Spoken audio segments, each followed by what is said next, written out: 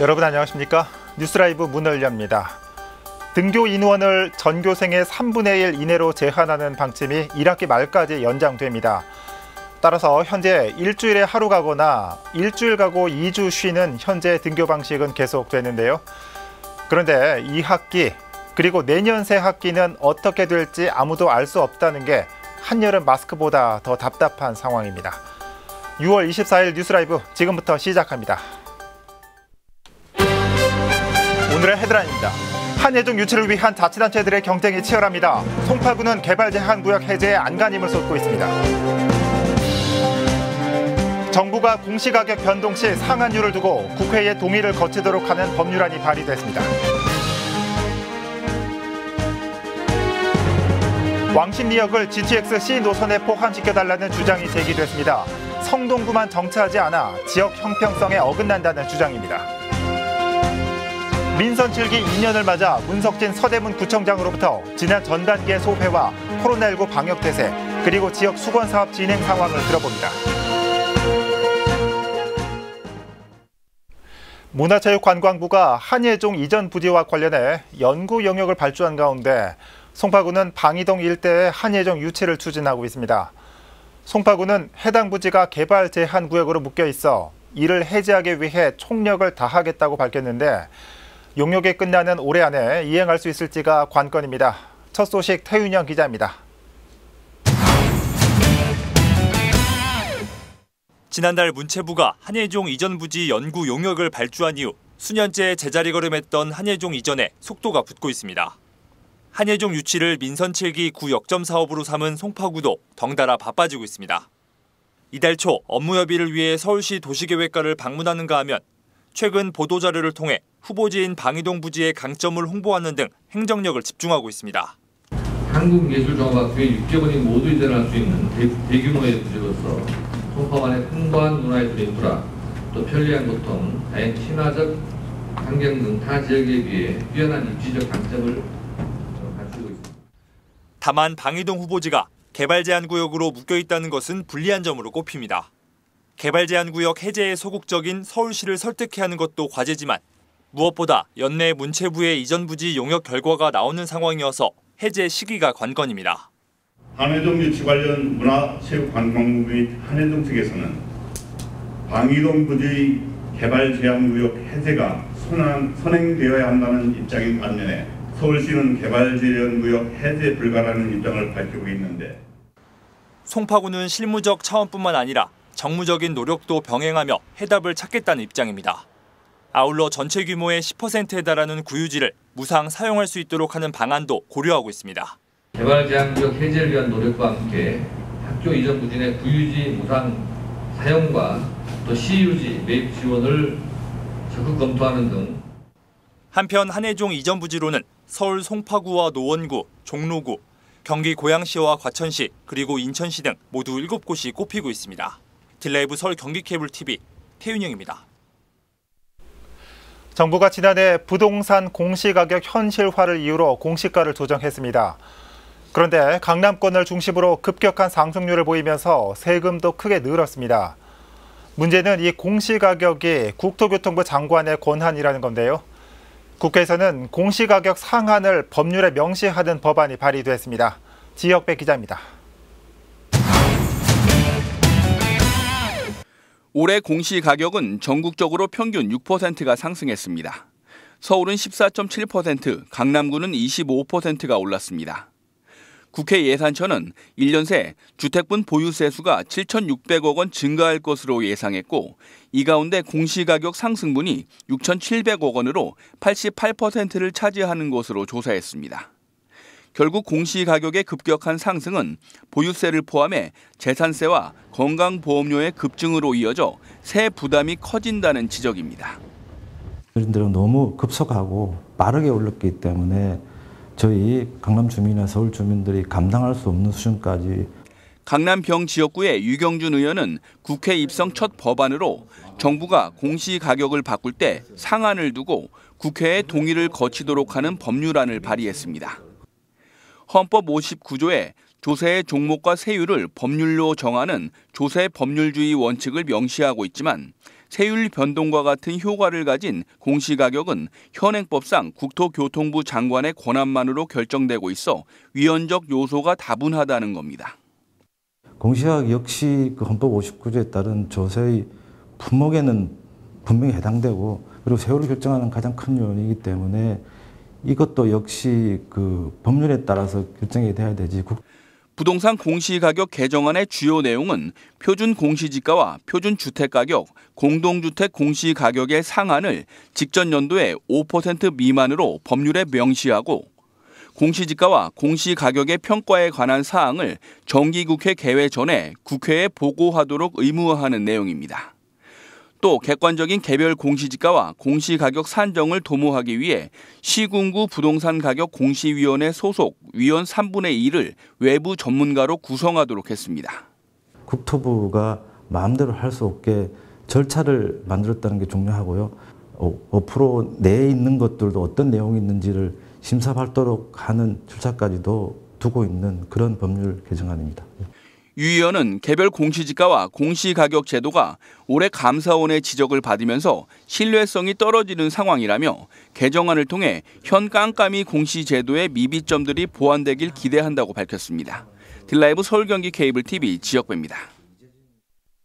국토부가 성동구 주민들을 대상으로 GTX C 노선의 환경 영향평가에 대한 설명회를 열었습니다. 주민들은 강북권 최대 역세권인 왕십리역을 노선에 포함시켜달라고 요구했습니다. 조성협 기자입니다. GTX C노선 정차역은 모두 10개, 경기도 양주시 덕정역에서 시작해 수원역까지 이르는 노선입니다. 서울 도심에선 도봉과 노원, 강남 등 6개 자치구를 지나는데 이 중 성동구만 무정차 통과합니다. 청량리역 다음 정차역인 삼성역까지의 구간은 분당선을 따라 왕십리역 지하를 경유할 뿐입니다. 주민들은 왕십리역 주변에 환기구 등 부대시설만 설치하고 정차하지 않는 것은 지역 형평성에 문제가 있다며 강북 최대 역세권인 왕십리역이 정차역에서 배제된 이유를 따져 물었습니다. GTX C 노선이 이왕에 가면서 허브지역인 이 왕십리역을 배제하고 간 이유가 뭔지 그 부분에 대해서 설계를 하면서 이거는 빼야겠다 하면서 뺀 거는 아니고요. 다른 역들 다 설치를 계획을 하고 그냥 그 과정에서 왕십리역이 그 계획에 들어가 있지 않다는 점을 일단 먼저 말씀을 드리는 거고요. 주민들은 또 왕십리역은 연간 이용 인원이 1억 900만여 명으로 청량리역 등에 비해서 이용객이 월등히 많다며 사업성과 환승 효과도 탁월할 것이라 주장했습니다. 환승편이라든가 승객의 수요도 고려해 주시고 이런 여러 가지를 갖다가 미뤄볼 때 GTX-C의 왕십리역 신설이 꼭 필요하다고 생각됩니다. 국토부 측은 왕십리역을 추가 정차역으로 조성할 경우 덕정역에서 삼성역까지 2분가량 열차가 지체되는 등 GTX의 원래 취지와 맞지 않지만 주민들의 열망이 큰 만큼 검토해 보겠다는 원론적인 답변을 내놓았습니다. 성동구에서도 왕십리역에 대해서 추가 정차를 요구하시는 만큼 저희는 그거에 대해서 신중히 검토를 하고 있고 이제 앞으로 더 해나가겠다는 말씀을. 다만 국토부 측은 GTX C노선이 성수동 저층 주거지 지하를 거쳐 삼성역에 이른다는 건 잘못 알려진 사실이라며 서울숲 방향을 경유할 것이라 전했습니다. 한편 성동구는 이달 26일까지 왕십리역 정차를 촉구하는 온라인 서명운동을 진행하고 왕십리역 신설에 관한 타당성 연구 용역을 시행해 올 하반기 국토부에 용역 결과를 제출하겠다고 전했습니다. 딜라이브 서울경기 케이블TV 조성엽입니다. 전광훈 목사가 담임 목사로 있는 성북구 사랑제일교회에 대한 강제 철거 집행이 또다시 무산됐습니다. 서울 북부지방법원과 장유 19역 재개발 측은 지난 22일 강제 집행에 나섰으나 교인들의 반발로 집행을 연기했다고 밝혔습니다. 인도 집행 소식을 듣고 모인 교인들이 용역업체를 향해 소화기를 뿌리며 강하게 반발한 것으로 알려졌습니다. 이 과정에서 집행인력 3명을 포함해 양측에서 부상자 7명이 발생했습니다. 앞서 지난 5일 서울시는 한 차례 집행에 나섰지만 교인들의 반발로 무산된 바 있습니다. 수도권을 중심으로 한 코로나19 확산세가 전국적으로 퍼지는 양상을 보이고 있습니다. 부산에선 정박 중이던 러시아 국적 선박의 선원들이 코로나19 확진 판정을 받았고 이들과 접촉한 내국인도 격리 조치됐습니다. 취재 기자 연결해 자세한 내용 살펴보겠습니다. 박영찬 기자. 네, 보도국입니다. 네, 지금까지 발생한 코로나19 상황 정리해 주시죠. 네, 24일 기준 국내 코로나19 신규 확진자는 51명으로 누적 확진자는 12,535명으로 집계됩니다. 수도권 지역의 경우 서울 관악구 방문 판매 업체와 대전 서구 방문 판매 업체와 관련된 확진자가 계속 추가되는 모양새입니다. 특히 이번 주엔 부산 감천항에 정박 중이던 러시아 국적의 4,000톤급 냉동 화물선 선원 16명이 코로나19 확진 판정을 받았는데 이들과 접촉한 내국인만 수백 명에 달할 것으로 알려지면서 코로나19가 남부지방까지 확산하는 건 아닌지 우려가 커지는 모습입니다. 이따른 지역사회 감염과 해외 유입으로 최근 한 주간 국내 코로나19 신규 확진자 수는 40명에서 60명대를 오가며 증감을 반복하고 있습니다. 산발적인 감염이 계속되고 있는 상황에서 마스크 착용을 비롯한 개인 위생에 각별한 주의가 요구됩니다. 지금까지 보도국에서 전해드렸습니다. 네, 박영찬 기자 수고했습니다. 코로나19 발생 상황 살펴봤습니다.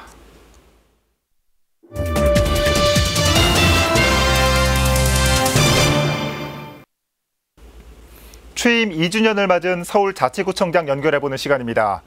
오늘은 삼선구청장으로 마지막 2년의 임기를 앞두고 있는 문석진 서대문구청장 연결해보겠습니다.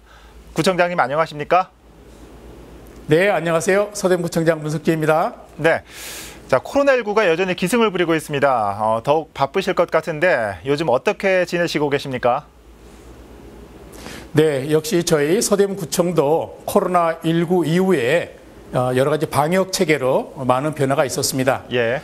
우리 주민 여러분들께서도 굉장히 힘든 시간을 보내셨으리라 생각이 되는데요. 저희는 우선 방역대책본부를 1월에 구성을 하고 그 이후에 코로나가 발생되는 이런 형태에 따라서 네. 저희가 여러 가지로 역학조사반이라든지 아니면 또 지난번 신천지 때와 같은 집단 감염이 발생했을 때의 콜센터 운영, 네. 그리고 또 선별진료소, 또한 이러한 여러 가지 방역 체계에 대한 것들을 갖추어서 민과 함께 열심히 방역 체계를 구축해서 진행해 오고 있습니다. 예. 지금까지 전체적으로 보면 9,000건 이상의 진료가 있었고 또한 검사가 7,000건 이상 했었고요. 현재까지는 서대문구에서는 누적 확진자가 35명인데 아직도 이 중에 10분은 입원 중에 계십니다. 예. 앞으로도 이 코로나가 더 이상 발생되지 않도록 철저히 방역 체계를 해야 되겠습니다만 간헐적으로 생기고 있기 때문에 예. 저희들이 이런 부분에 더욱더 주의를 기울이고 있습니다. 예, 지금 말씀해 주신 것처럼 이 서대문구의 이런 노력에도 불구하고 이 확진자가 서대문구에서 간간히 발생하고 있습니다. 지금도 짚어주셨는데 서대문구 차원에서 어떤 대응이 있는지 조금 더 구체적으로 설명해 주실까요? 저희가 특별히 다른 그 지방 도시와 다르게 저희는 역학조사와 관련해서 저희들이 동선조사팀을 자체적으로 만들었습니다. 예.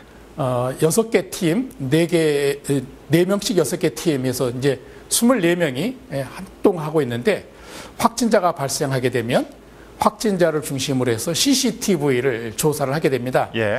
저희 관내에 2,500대 이상의 CCTV가 있기 때문에 일단 확진자 동선을 파악하는데 크게 어려움은 없습니다.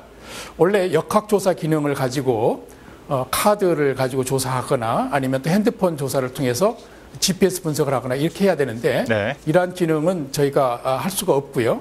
저희 기초정보가 할 수 있는 그 범위 내에서 이를테면 CCTV를 통합관제센터에서 추적 조사함으로써 실제로 확진자가 어떠한 동선으로 움직였고 누구와 접촉했고 마스크를 착용했고 여부를 확인할 수가 있었습니다. 그래서 예. 효율적으로 저희가 동선을 파악하고 주민들에게 알리고 또 이러한 부분들을 역학조사관과 협의해서 네. 빠르게 대처하고 있습니다.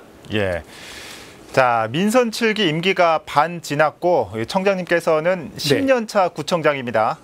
그동안 많은 사업을 진행하셨을 텐데 어떤 것들이 있었고 또 가장 기억에 남는 일은 어떤 게 있을까요? 일단 지난 10년 동안 서대문구 하면은 안산 자락길이 아주 가장 대표적인 이런 사업이 아닐까 생각합니다. 그렇죠. 안산 자락길뿐만 아니라 연세로에 또 차 없는 거리 금토일에 진행하고 있고요. 또 노점 상인분들을 입주시킨 신촌 박스퀘어라든지 네. 이런 것들이 가장 대표적인 사업들입니다. 특별히 안산 자락길은 이번 언택트 길로 힐링의 길로도 이번에 다시 또 선정이 돼서 많은 분들께 또 알려주고 있는 이런 길이기도 합니다. 실제로 실내에 있는 것이 굉장히 어려운 이런 때에 안산 자락길을 이용하시면 예. 실외에서 또 맑은 공기를 마시면서 힐링할 수 있을 거라고 생각합니다. 예. 무엇보다도 저희가 동복지 허브화 사업이라고 하는 것을 전국 최초로 서대문구가 시행을 했습니다. 이러한 동복지 허브화는 동이 복지의 중심이 되게 하는 이런 체제에 대한 변동이었고요. 기능을 전환해서 현재 인력으로도 충분히 복지를 중심으로 하는 동의 이런 체제를 만들었습니다. 이러한 동복지 허브화가 전국적으로는 보건복지부가 했던 읍면동 복지 허브화 사업의 모태가 되었고요. 서울시의 찻동의 모델이 되기도 했습니다. 앞으로도 서대문의 다양한 선진적인 모델, 혁신적인 모델들을 계속 개발해 나가도록 하겠습니다. 예, 자, 이 다양한 사업들을 짚어주셨는데 민선 7기를 시작하면서 내걸었던 공약 중에 홍제 언더그라운드 시티 조성을 빼놓을 수 없을 겁니다. 자, 현재 사업이 어떻게 진행되고 있는지 궁금합니다. 예, 홍제 언더그라운드 시티는 몬트리올과 같은 지하 보행로에 대한 이런 부분들을 이름을 따온 이런 벤치마킹한 사업이고요. 현재 저희가 정확하게는 지하 보행 네트워크로 해서 사업을 진행하고 있습니다. 예. 홍제 지하철역이 사거리에 있지 아니하고 중간에 있기 때문에 홍원 사거리까지 230m를 지하를 더 파서 이쪽을 쉬운 지하 보행 네트워크로 만들기 위한 이런 사업이고요. 이 사업을 통해서 인왕시장이라든지 홍제 2 도시환경 정비 사업, 또 홍제 3 도시환경 정비 사업이 개발될 수 있도록 촉진하는 마중물 사업이 되겠습니다. 전체 예산 495억 원으로 책정해서 진행하고 있고요. 예. 현재는 서울시와 협의 중에 있고 이러한 서울시의 기본 협의가 맞춰지면 금년까지 기본 설계를 마치고 내년도에 실시 설계와 착공에 들어갈 수 있도록 이렇게 준비하겠습니다. 예. 이러한 홍제 지하가 개발이 되어지면 홍제 역세권 전체가 활성화되리라 생각하고요.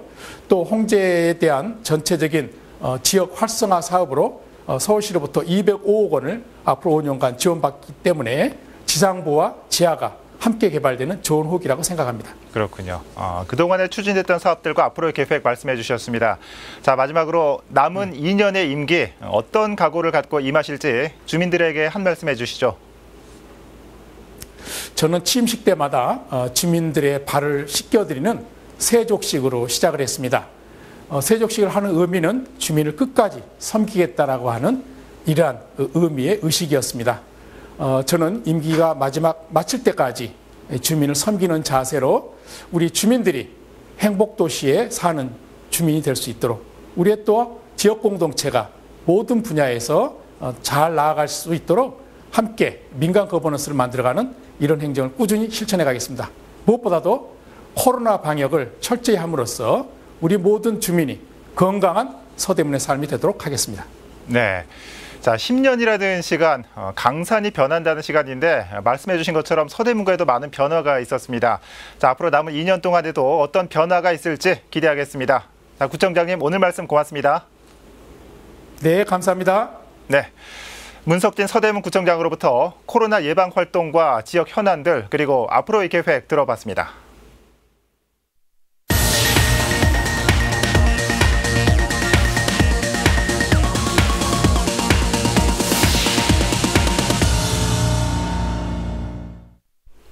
친환경 미래 에너지로 각광받고 있는 수소에너지. 수소에너지에 대한 이해를 높이기 위해 서울시가 마포구 상암동에 수소체험 박물관을 건립합니다. 이미 기본 계획 용역에 착수했고 내년 착공합니다. 천서연 기자입니다. 마포구에 수소체험 박물관이 들어섭니다. 위치는 하늘공원과 노을공원 사이 상암 수소스테이션 옆 부지입니다. 면적은 대략 4천여 제곱미터 규모. 지난해 4월 서울시에 제안됐고 사업이 확정돼 현재 기본 계획 용역이 진행되고 있습니다. 미래 친환경 에너지로 지금 각광받고 있는 게 수소죠. 그래서 수소에 대한 관심과 이해를 높이는 것이 매우 중요합니다. 그래서 우리 이 마포에 여러 가지 그 수소에 대한 기능이 지금 많이 있는데요. 이와 연계해서 수소 체험 박물관을 건립하는 게 좋겠다. 들어설 수소 체험 박물관은 다양한 기능을 할 것으로 예상됩니다. 수소 에너지를 직접 체험하고 알아보는 홍보 교육을 기본으로 수소 연료가 적용된 친환경 건축 모델들이 전시됩니다. 인근의 수소 충전소와 난지 창작 스튜디오, 노을 그린 에너지 등 문화시설들과도 연계할 수 있고 무엇보다 국내 최초로 들어서는 수소 박물관이라는 점에서 랜드마크적 역할도 할 것으로 예상됩니다. 수소 에너지에 대한 이해를 하고 또 시민 스스로 체험을 하고 또 외국의 상황, 또 국내 수소의 발전 방향 이런 거를 종합적으로 보관하면서 우리 국민이나 외국인들이 이곳에서 수소의 중요성을 깨닫게 하고 체험하는 수소 체험박물관 건립을 위한 투자 심사는 올 하반기 진행됩니다. 이후 내년 착공에 들어가 건립까지 대략 2년이 소요될 것으로 보입니다. 관련 예산은 150억 원 이상으로 모두 서울시가 부담합니다. 딜라이브 서울경기 케이블TV 천서입니다. 구로구가 행정안전부가 주관한 제12회 다산 목민 대상에서 대상인 대통령상을 수상했습니다. 지난 19일 세종시 정부 세종 컨벤션 센터에서 열린 시상식에서 구로구는 상패와 함께 특별 교부세 2억 원, 상금 2천만 원을 받았습니다.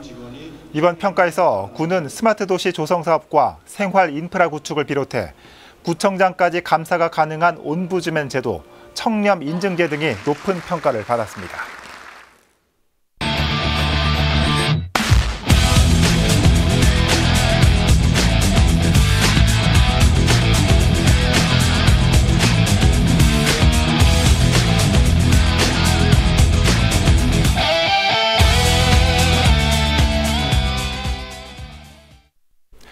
오늘부터 사실상 한 달여간의 장마가 시작됐습니다.